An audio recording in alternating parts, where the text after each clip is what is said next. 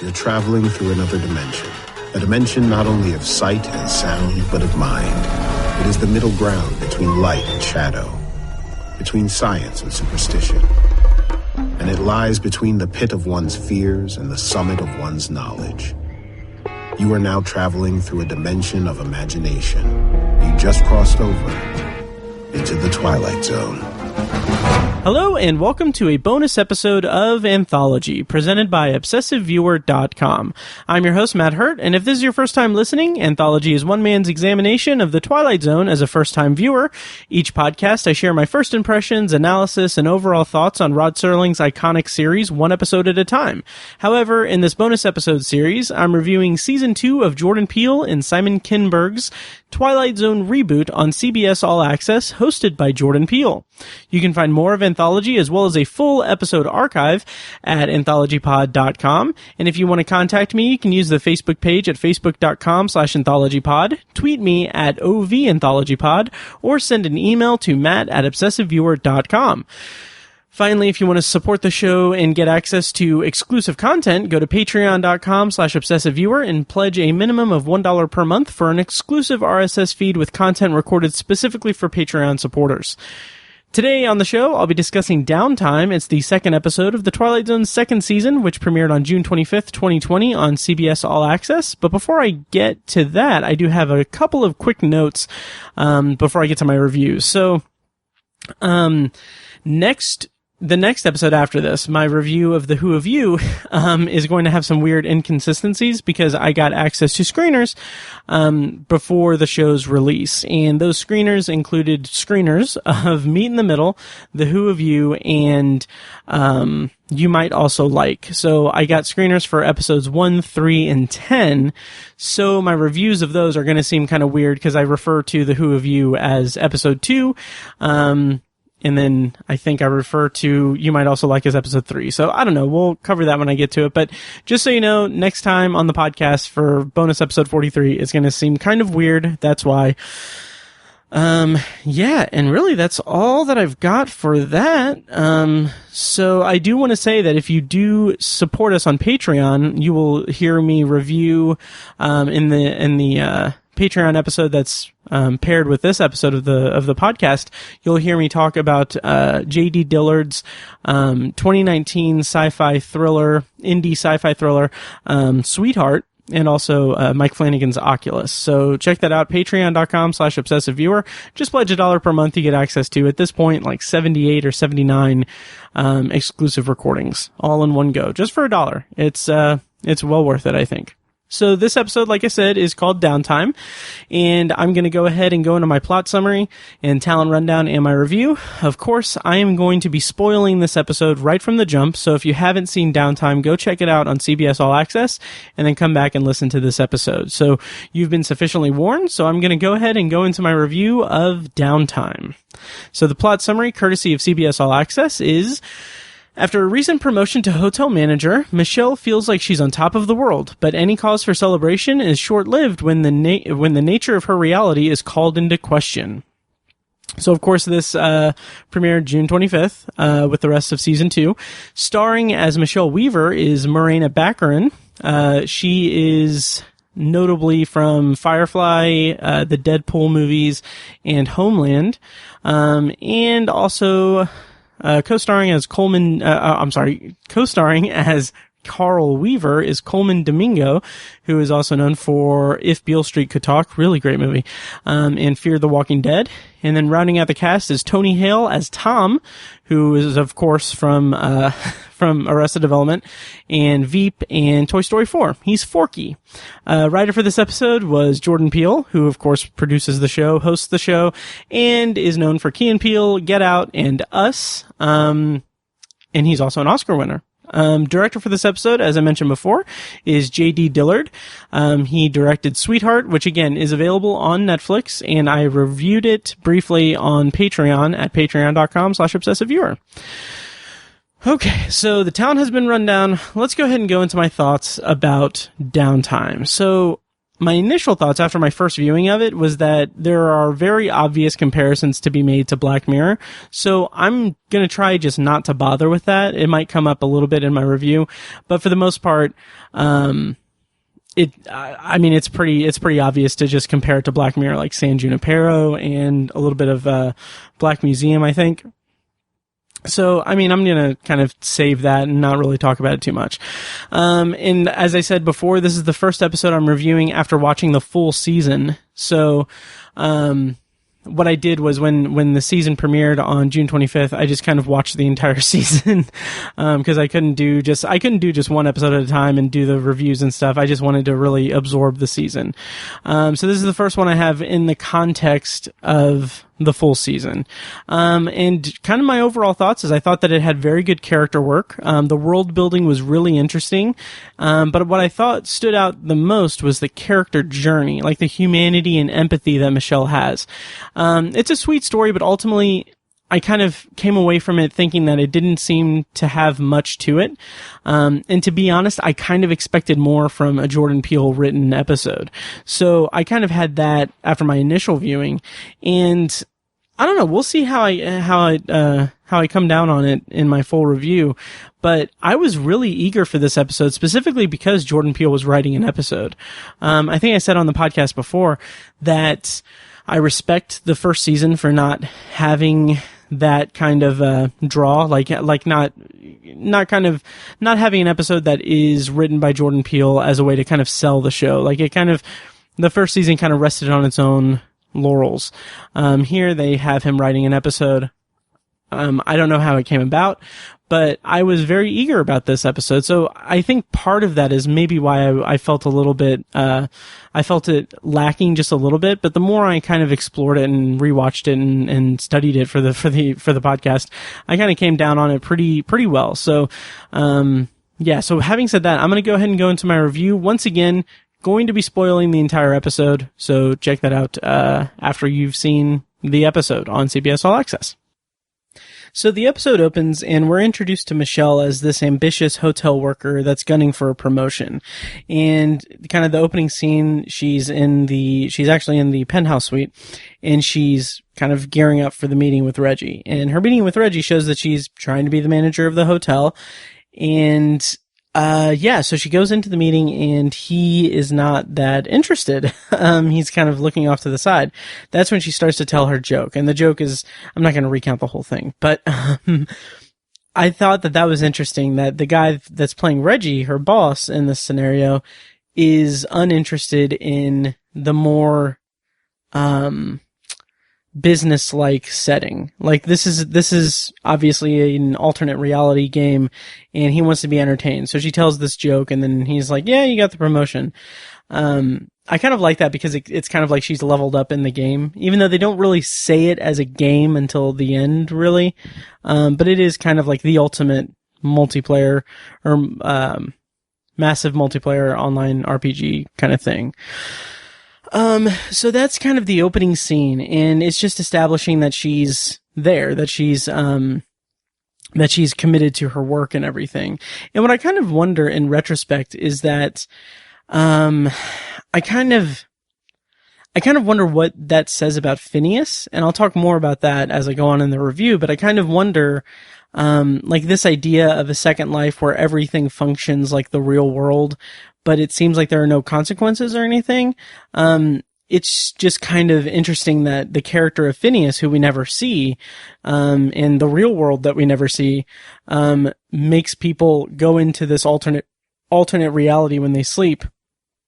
And it's kind of a comfort for them. I just thought that was an interesting premise to set up.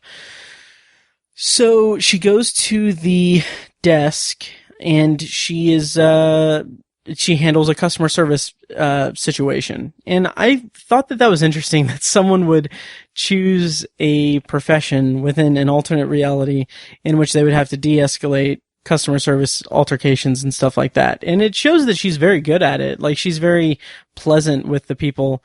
I do want to say that, God, that couple, the man, I just wanted to punch him in the face. I'll get to that in a second. So, so I just found the whole concept of Phineas's character really fascinating. Like, my read of it, and I'll talk about it more later, of course, is that he's overcome by this world. He's overtaken by it. So that's why he killed himself in the real world, because he wants to live in the game. It's something that's just consumed him. And something that I thought was interesting was the dialogue between Michelle and Reggie in that first scene, where Reggie says, "I've never seen anyone so dedicated to this place." And it's a double meaning because he's talking about the hotel, but I think he's also talking about Sleepaway, the entire concept of it.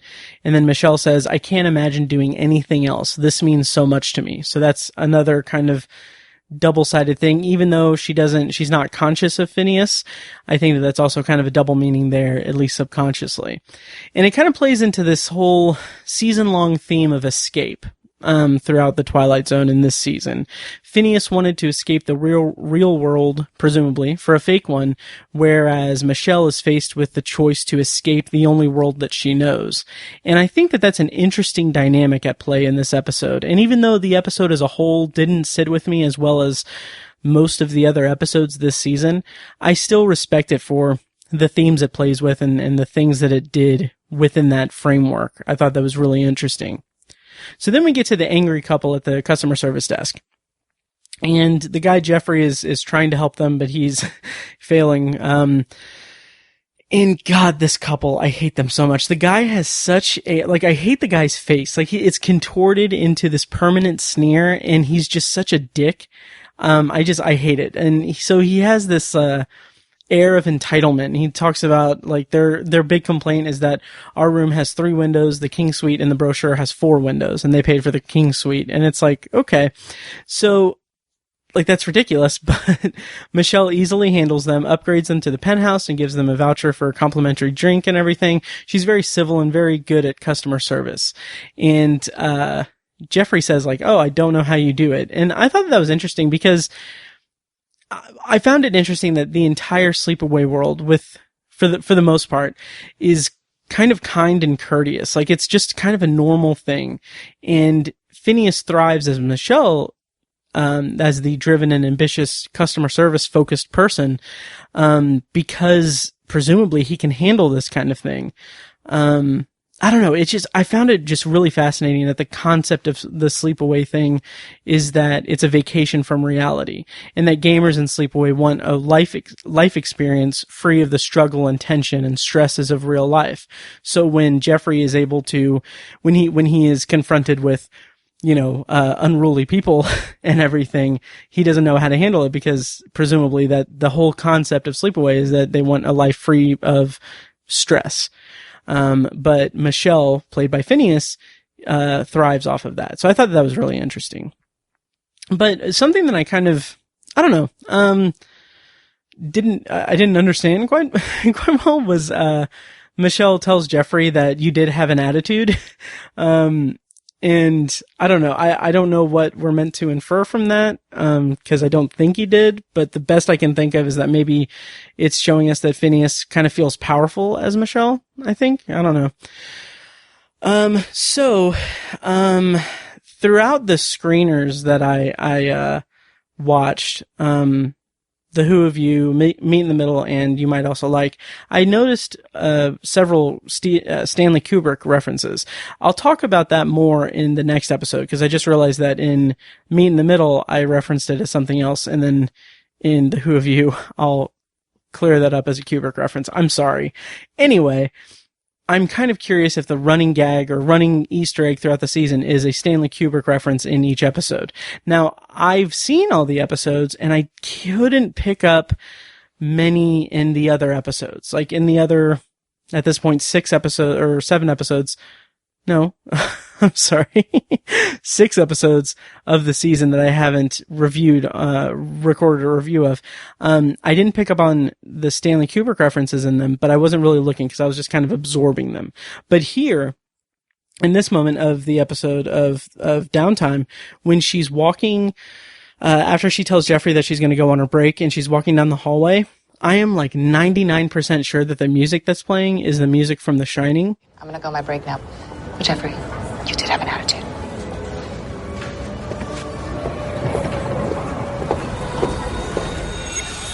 So there's a Stanley Kubrick reference there. There's a Stanley Kubrick reference in Meet in the Middle that I'll talk about in the next episode. And there's a Stanley Kubrick reference in You Might Also Like and The Who of You. So we'll see what the other episodes have when I dig into them further. Okay, so Michelle goes on her break and she goes to kind of a coffee house, and we hear her talking on the phone to her husband, Carl, telling him the good news about the promotion and everything. And he says, they have a conversation where it's like, oh, I'll be home at 9, blah, blah, blah. And then he threatens to watch Ovation alone without her. And like, it's cute. It's fine character building and everything and establishing the husband character. But I don't need the interconnectivity, honestly. Like, I don't need these episodes to reference each other. Like, I don't know. I don't need it. Like, I didn't really care for it in Black Mirror, and I don't need it here in the Twilight Zone. To its credit, it's not as prevalent in the Twilight Zone, not yet at least. But, like, I feel like this is a slippery slope that leads to just a lot of really, I don't know, a lot of clickbaity think pieces about, oh, this is set in this universe and this is the timeline of the Twilight Zone, and we don't need that. Like, we got that with Black Mirror. I don't care for it in Black Mirror, but we don't need it in the Twilight Zone. I don't know. It's not anything that broke the episode for me or the season for me, but it's something that I don't really care for. So her break is interrupted by it's kind of confusing because it is her character or her person in the real world having a heart attack, presumably. And it's crossing over into her world. So she's like, it's all disoriented and there's a big siren and everything. And then it's also signaling the beginning of downtime. So, it's big, it's loud and intrusive, and I gotta say, the sound design in this episode, it's cool, it's big and bombastic, but man, I had to lower the volume and then raise the volume, like, it's like, very big, like it's a little too loud. But so when that happens, Michelle leaves and she's running outside, and I love the music that plays here, and like the music in this episode is really good. Marco Beltrami and Brandon Peters did a really good job this season, and in this particular one, it's kind of this energetic, almost futuristic kind of electric guitar riff. I don't know. As I've said before, I don't know music at all. So, but I like the propulsion of it. It's very, it's different from the other episodes' music, and, it's definitely propulsive and energetic. And then we get our shot of the giant orb in the sky, and man, that looks kind of it's so imposing and really well done. It looks really cool. And we see a bunch of people just staring up at it and waking up from sleep away. And I like that everyone is in the know except for Michelle. Because I think I would say it's probably because Phineas has overtaken control of the character to an extent. I don't know so it's interesting. I don't know if she was aware, like if her scenes before this was Phineas portraying Michelle, and then after the kind of heart attack scene, maybe that's when she becomes Michelle, and like gains sentience of the character. That's probably the closest theory that I have to it. That's where I'm kind of go with. But either way, I like that in this scene, everyone is in the know except for Michelle. And like there's a shot of a couple saying they'll see each other soon because they're about to wake up. And then I love that the kind of older or middle-aged woman comes up and greets Michelle, and she says, "Yo, when did they say that? How long did they say downtime was going to be?" And Michelle obviously doesn't have a clue what she's talking about. But I like that as establishing that these characters in this world are avatars. And also, it's worth mentioning that in the commotion, we get a scene. Kind of a cool, like, angle. It's a lower angle by, like, what looks like maybe a phone booth or something. But we see a street sign that says Maple Street. So that was kind of cool. So that is, she runs through the town, and that's when we get our opening narration from Jordan Peele. So I'm going to go ahead and play that opening narration here. Michelle Weaver is a woman who's worked her entire life to get where she is in the world. Now, as this new chapter begins, it's the world itself that's about to change. She's about to take a break from life as she knows it and book an extended stay here in the Twilight Zone. And I like that opening narration. For the most part, the opening narrations in this season have been very good. This one is very succinct and satisfying. I love the kind of hotel motif of it, I guess. Just life as she knows it and book an extended stay here in the Twilight Zone. I like that a lot.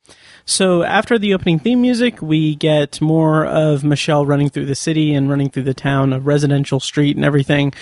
And just everyone is blank and staring at the sky.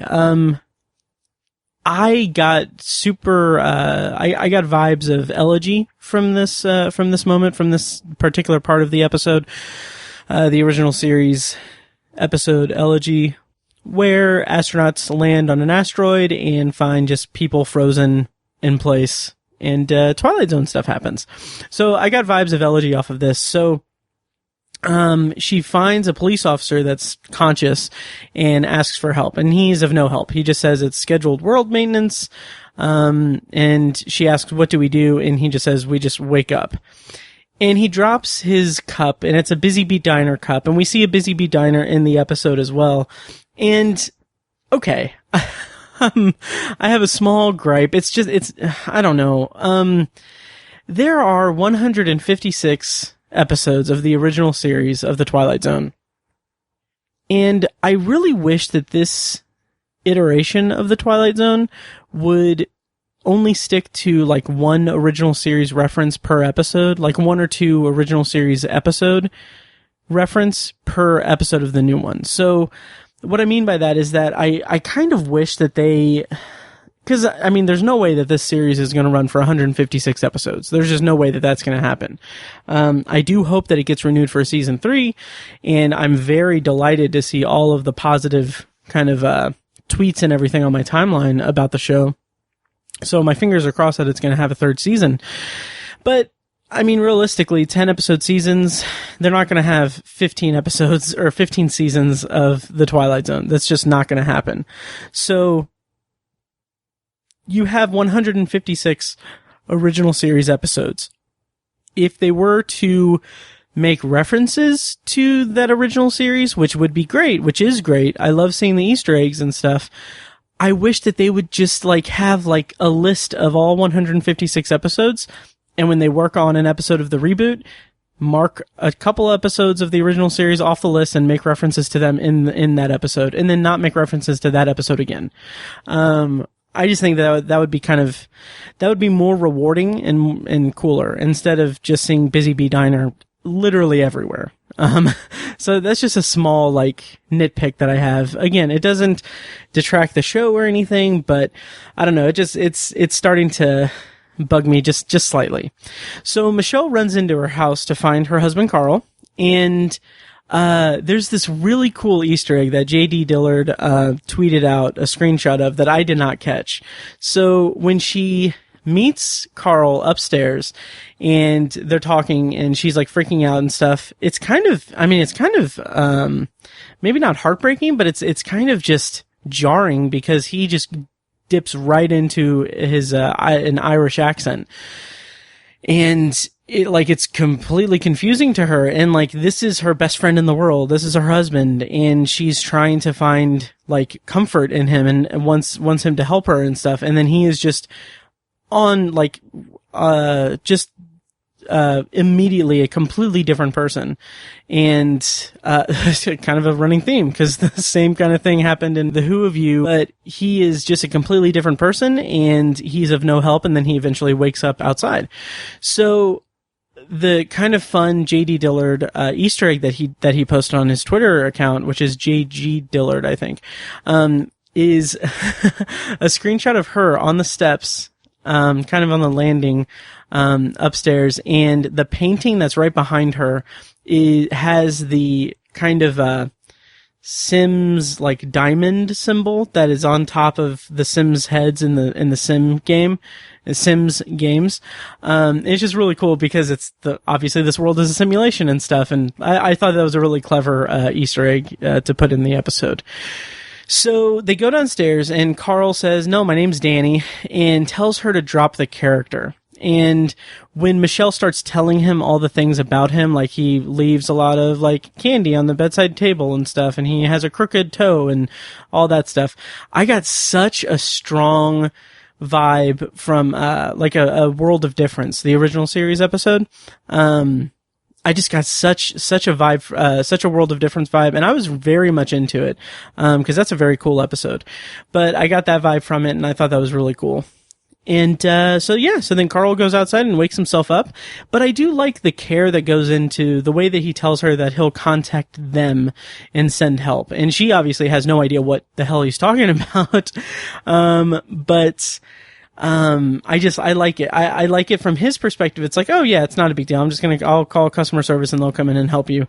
But from Michelle's perspective though, like I said, her best friend and husband is of little to no help when she is experiencing a very intense crisis. So almost immediately customer service arrives and they're young looking. It kind of reminded me of like kind of 21st century tech startup imagery, like kind of like the cool, like, early 20s kids that are like part of a multi-million-dollar tech industry startup thing.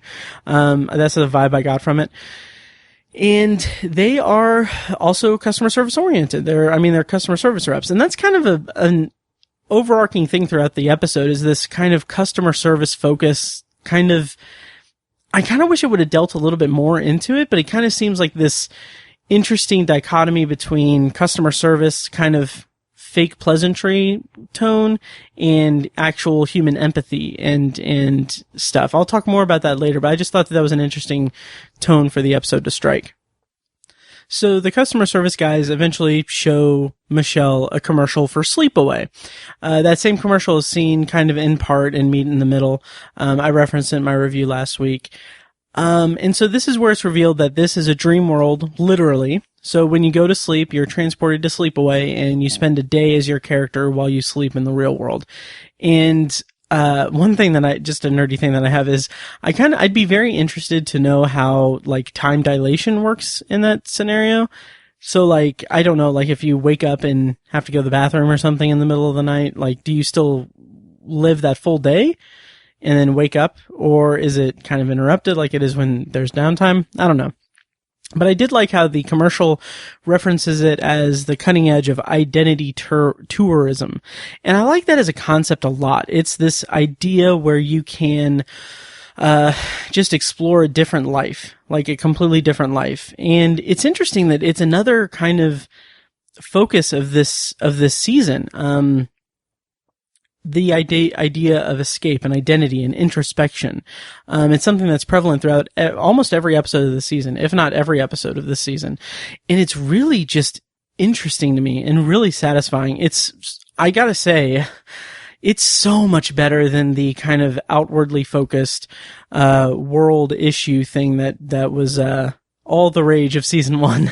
Like, I know a lot of people didn't like that. I liked season 1. I was a fan of season 1, but the fact that this season is kind of all about introspection and about, personal identity and empathy and everything is something that I just found so enthralling throughout the entire season. So I really loved it. So then the customer service guys tell them that Phineas Lowell is the guy who is playing her, and he had a heart attack that sent him into a coma.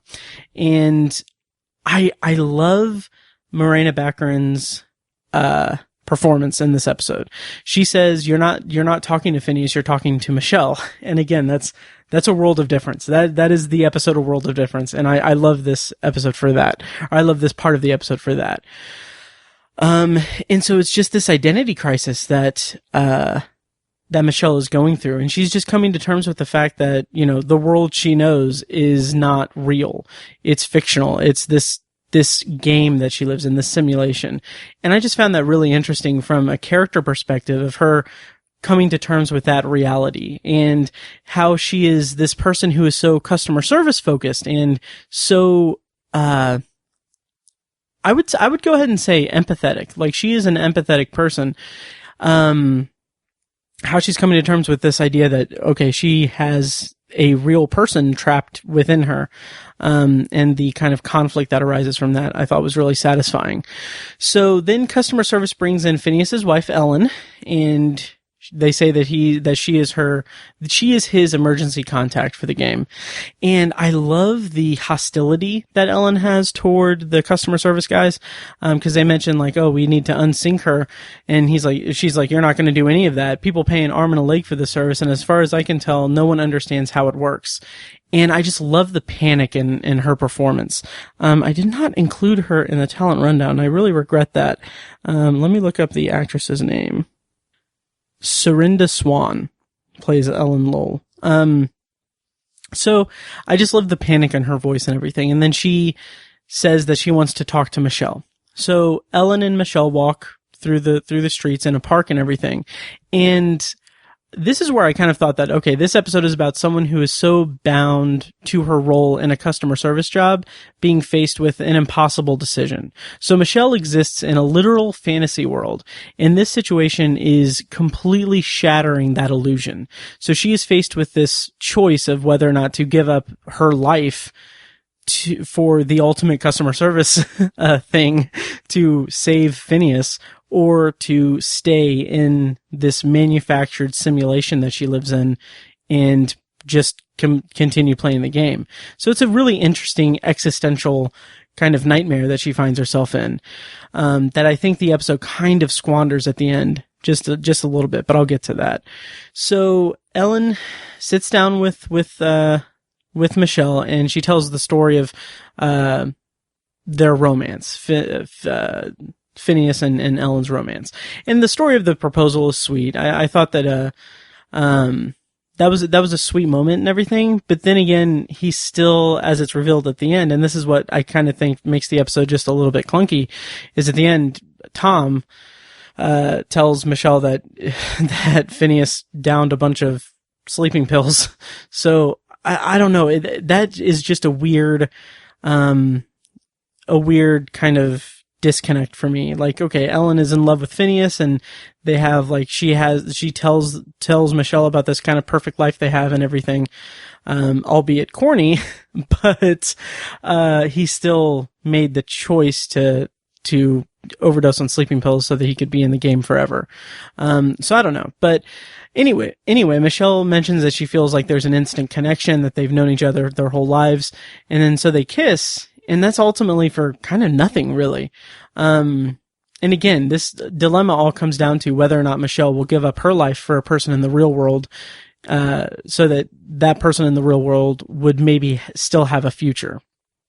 So at this moment, Michelle agrees to unplug, but she can't, and she just lets Ellen unsync. And it's a little shady, but again, it's kind of an extension of this is what happens when someone who helps others is faced with a situation where she must only help herself. Like, she's confronted with a situation that her very existence is about to crumble, is potentially going to crumble. So she is faced with this very hard decision.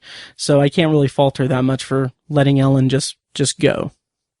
So then after Ellen unsyncs, Michelle is kind of wandering around, and she goes to evade the customer service guys again. And this time she goes back to the hotel, and she makes her way into the penthouse suite.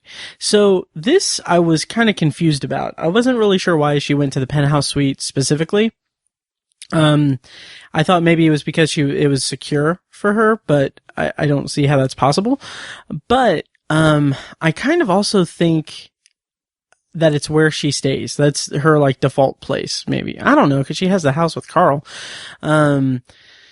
The only reason I say that is because it's where the opening scene takes place, where she is preparing for her meeting with Reggie. She's in the penthouse suite. So maybe it's just an extension of her wanting to be the manager of the hotel. Like, she's in the top place of it. And maybe that's her way of kind of gaining control of the situation, I guess. I don't know. But anyway, she goes into the penthouse suite, and the obnoxious couple from earlier are just standing still because they've woken up, and she tips the man over, which I thought was pretty funny. yeah, and there's not much to this episode in terms of just dramatic propulsion or anything. It's just kind of goes through the paces a little bit, and that's one of the downfalls of this episode for me. So we cut back from like a commercial break kind of thing, and she's laying in the penthouse suite on the bed, and a bird knocks on the window, and that just reminded me of like the silly, I don't think it's a full-blown conspiracy theory, but I think it's a meme or whatever, that the idea that birds don't exist, that all birds are robots and they sit on power lines because that's they need to recharge their batteries. I don't know. I just like that. But anyway, the bird knocks on the window and everything, and then again the soundtrack gets just amplified because it starts wailing and crowing with its siren sound and just alerting customer service that's where she is. So she makes it to the roof, and we get the announcement from the orb saying that world maintenance ends in 5 minutes. And that's where she meets Tom. And we're almost to the end of the episode. That's another thing that kind of surprised me about this season, is that the majority of episodes are only about 30 to 35 minutes long, which I know was a big complaint from people from last season. I just thought that was really, they work well. And I have no complaints for that. I do think it's funny that the 3 episodes that they, screened for critics were all like 45-minute episodes. I thought that was funny. But anyway, so Tom appears on the roof. It's Tony Hale, and he identifies himself. He's like, I'm Tom. I'm escalated, priority customer service.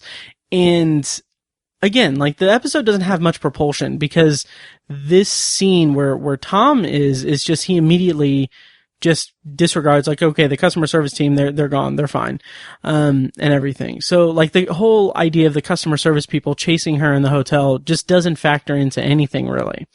So anyway, so Tom identifies himself, and I really love his very calm and kind customer service voice, where he's just like, he's disarming and de-escalating Michelle. He's saying that, like, she says something about send them away, about the customer service people, and he's like, oh yeah, they're gone. They were just trying to help. They're just trying to help. They're fine. They're gone. I called them off. And it's just very disarming and pleasant. And so this is where I feel like the episode kind of lost me a little bit, because the whole thing comes down to this scene of dialogue between Michelle and Tom. And Tom is kind of this deus ex machina, saying that, okay, well, this big choice that you have, whether or not to unplug and let Phineas have his life and a chance at recovery and a life with Ellen and their kids and everything, thereby destroying Michelle's existence, or to stay in and keep Phineas in a coma, or keep him, just like disregard him and sweep him under the rug, as she said. Like, that is the big choice that she has. But this just completely negates that. Like, because he's just like, well, Phineas is dead. They took him off life support, and he died 5 minutes later. So there's nothing to go back to. And that didn't really sit well with me, because that just negates her choice and the kind of big moment of the episode. But on the other hand, it also just keeps her, or puts her in a position of whether or not she wants to play along with this simulation. Like, now that she knows that her entire world is a simulation and not real, does she still participate? Does she still live in this world, even though she has the knowledge that it's not real? And I guess that's fine. Like, that's okay. But I just felt like there was more importance, or there was more existentialism in the other choice that was taken away by just signing a waiver. So that didn't really sit well with me, but I did like the, just how can I stay in a world that I know isn't real? That was kind of satisfying. So, so she signs the waiver, Tom leaves, and, again, I love the music. So the downtime is ending, and the music that's playing at the end is kind of this kind of electric guitar kind of riff thing that's kind of futuristic, but also kind of 80s, I guess. I know nothing of music. So, yeah. And we get the reveal that she chose to stay.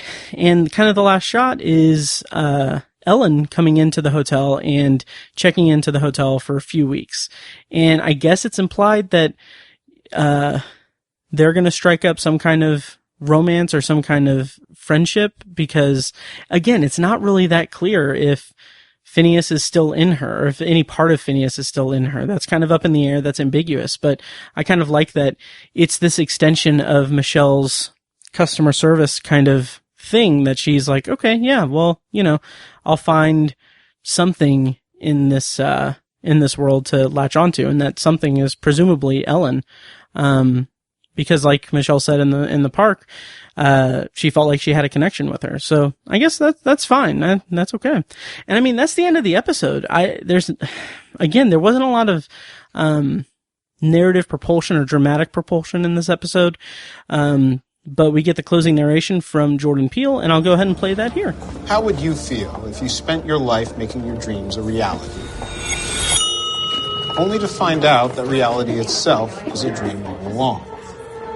We could never know what makes something real, but today, Michelle Weaver has found meaning in an otherwise synthetic world. I would like to rent a room for a few weeks, please. And that's good enough for her. Here, in the Twilight Zone. So this is the first time in the series that Jordan Peele does not appear in the, that he doesn't appear in the closing narration. I'm going to amend that because he didn't appear in the closing narration for Blurry Man, of course, but he doesn't appear in his own closing narration, is what I mean.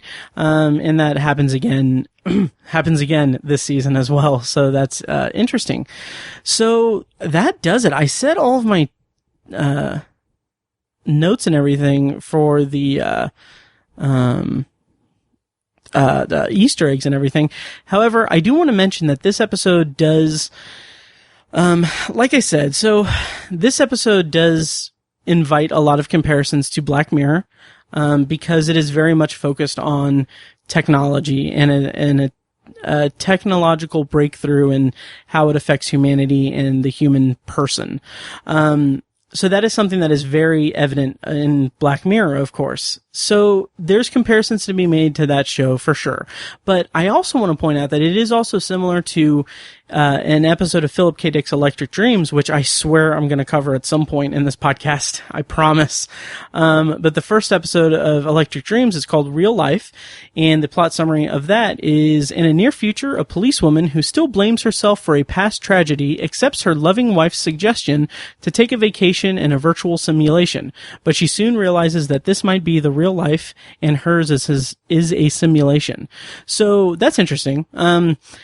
I thought that was interesting. Not to say that Jordan Peele ripped off Electric Dreams or anything, but I just kind of think that's interesting in terms of just science fiction television, science fiction anthology storytelling, basically. And that's really all the notes that I have. Let me know what you thought of Downtime. And next up on the feed here in a couple of days, you'll hear my review of The Who of You, which is episode 3. That'll come out on the feed on July 2nd.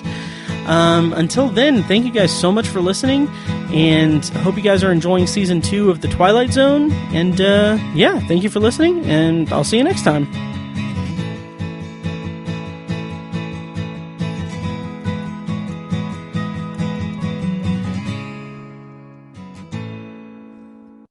And now, here's a short clip from our Patreon exclusive RSS feed. To hear the full clip and more exclusive Patreon content, go to patreon.com/obsessiveviewer and become a patron at the minimum rate of $1 per month. Thank you and enjoy. My cat just came out. Speaking of the cat, speaking of pizza, I got her new bed. That is a pizza bed. From meowingtons.com.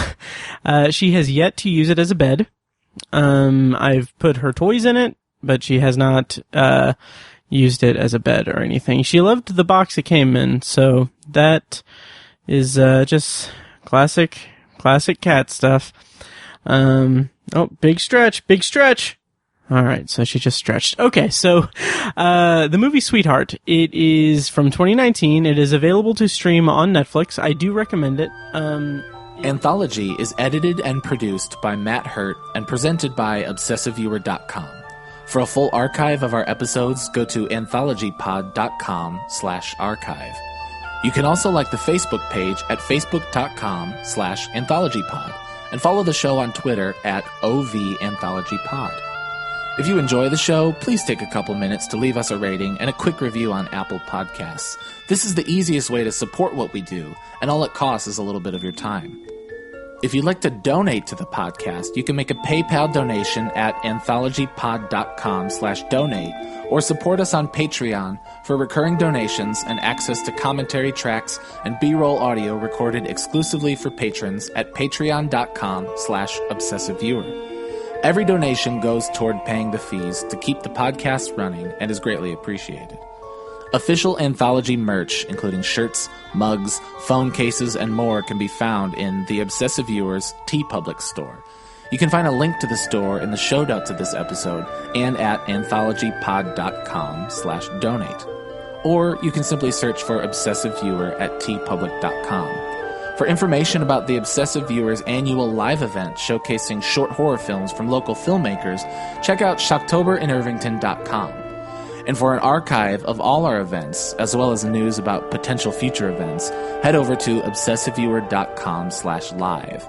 For more podcast content, you can find our flagship movie and TV review and discussion show, The Obsessive Viewer Podcast, at obsessiveviewer.com, and on Twitter at obsessiveviewer. You can also find Tower Junkies, a podcast where Matt and co-host Tiny share their love of all things Stephen King and his magnum opus, The Dark Tower series, over at towerjunkiespod.com and at towerjunkiespod on Twitter.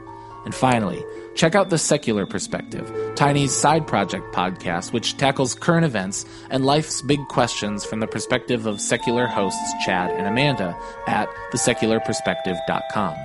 Bumper music for this podcast comes courtesy of As Good As It Gets, which can be found at facebook.com/asgoodasitgetsband. You can also find As Good As It Gets music on Spotify, Google Play, and iTunes. Thank you so much for listening, and we'll see you next time. Kitty!